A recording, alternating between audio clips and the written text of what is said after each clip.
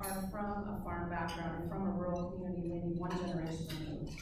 Okay, so most of you. So what would you say, what have you seen happen to farm size over the last 50 years, 30 years, 20 years? It's going up, right? Fewer producers, but similar amounts of land that are still in production agriculture.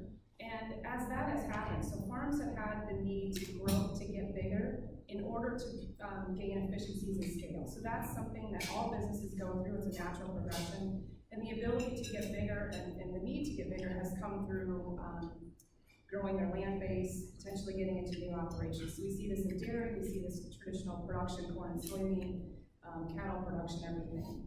So as farmers have gotten bigger, the other piece of this is the companies that service the farmers have also needed to grow. So when you think about the Iowa landscape, you hear a lot of talk about consolidation in ag, consolidation at the farm level, bigger farms, but we're also seeing that in agribusiness. The companies that I work with, like cooperatives, have found it necessary in order to service bigger producers, and those producers needed to be bigger to be profitable. As margins narrow, you've got to have more acres over which to get margins in order to sustain your family, grow the family, have sons or daughters returning back to the farm. So these agribusinesses have also chosen to consolidate. I think an interesting trend is, I look back to the 1970s and how many, and I'm just talking cooperatives, there are a number of companies, we'll call them independents, that are in the grain marketing business or input supply business. But just cooperatives in 1970, I think there were about 300 of them, operating between 1 to 4 locations each. Today, we have 48 cooperatives. It's happened through consolidation, through mergers and acquisitions. But those same 48 cooperatives operate the same number of locations, if not more than they did in the 1970s. So what has happened, I think this is different than what happens in private, like independents.